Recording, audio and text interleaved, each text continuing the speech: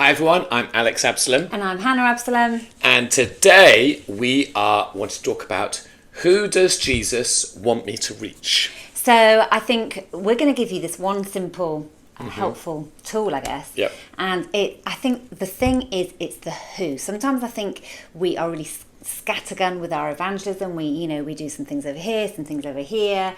Whereas I think we need to sort of try and narrow it down, focus it down and think, okay, who specifically in this season, it doesn't have to be forever thing, but in this season, who is it that Jesus is calling me to reach? And there will be those amazing moments where you're sitting next to someone on the plane and they really love you and you have a great conversation. Or in the grocery store, or the server at the table. Amazing spiritual conversations. So we definitely want to be open to those. But most of our witnessing and evangelism is going to be with people we're in ongoing relationships with, so colleagues and fellow students and neighbours and friends and family members and so on.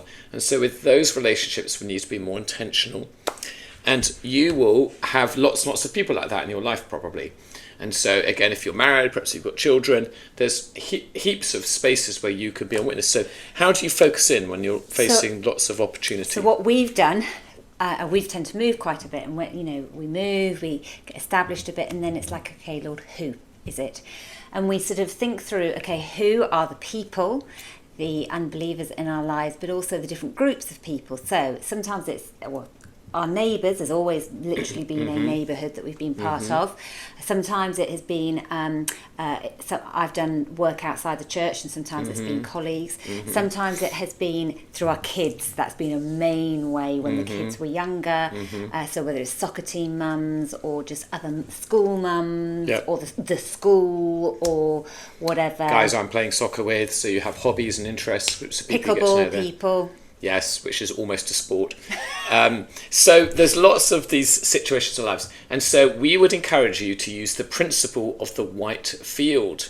And the principle of the white field is... So basically, where are the fields around you whitest unto harvest? So what's the scripture? Yes. So Jesus talks about that in John's Gospel. I didn't actually write the scripture down, but I'll add that to the notes. But I think it's in John 4, isn't it? At the end of this, the fields are white unto harvest, but the story of the so woman of this, Jesus reaching the woman at the well, and so. But that principle actually he talks about several different times in different language. But where are the fields whitest unto harvest? And so the way to think of that is, where is the lowest hanging fruit, or who would you most like to see reached at this time? Because we will propose that evangelism isn't meant to be relational torture.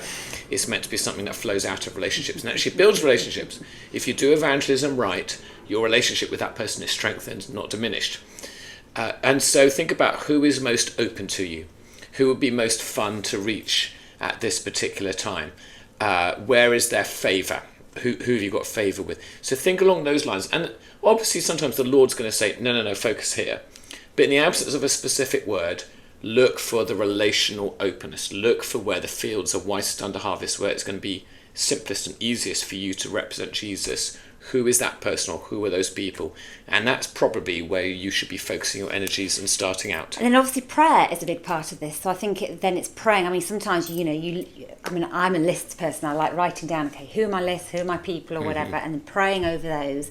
And then praying for people by name, and praying, okay, Lord, who should I invest in right now? And praying for specific things. So pray that there would be an opportunity. Pray that those people would be spiritually open. Pray for the meaningful conversations and the spiritual conversations, and that the Lord would make it obvious if they are someone you are to invest in or not. Okay, next steps. So first next step, Hannah, we want people to do is basically pray about who is it, who are they called to reach in this season. If you're not quite sure, I think sometimes actually it's trial and error. So sometimes we've literally just tried a few people, some neighbours or whatever, and seen, push those doors and just seeing what's happened. Yep. So what we want to do is you two to start to answer some of these questions. Where are the fields whitest? Where is the lowest hanging fruit? Who would be most fun to reach? Where's the most open doorway? Have those conversations with your spouse, with your family, with your housemates, with the person you're accountable with. Talk about that, and probably in the absence of any other insight from the Lord, start there. So that's the first thing. Second thing we want you to do is this. We are going to do an hour-long online workshop all about this, and it's on Tuesday, August the 27th at 12 p.m. Eastern, 9 a.m. Pacific time, and it's part of our seeding sessions series. If you go to our website, dandelionresourcing.com, you can see the tab for seeding sessions. And basically what we're going to do, we're going to give you a whole ton of resources, proven principles, like what we've just shared with you, but a whole load more, and specifically give you practical next steps that you can take so that you personally can be more effective on mission, and how you can help those you lead in your group, in your church, wherever, so they can be more effective on mission as well. So we'd love to invite you to that. It's going to be hopefully soaked in biblical understanding, godly wisdom, but also this very practical, let's roll up our sleeves and do it this week mindset. So we'd love to come be a part of that. There's going to be links wherever you're watching this where you can find out more. You can sign up. There's a small fee to be part of this, but as part of it you also receive a video recording which you can use to train anyone in your local context as well, or if you can't be with us live you can watch it later. And be thinking about questions you've got, specific practical questions. Okay, how does this work? What should I do in my context? Because that makes it more interesting too. So we'd love to see you on that, which is the Tuesday 27th of August. But otherwise, take these exercises and run with them and have fun thinking about who specifically you're called to be reaching at this particular time.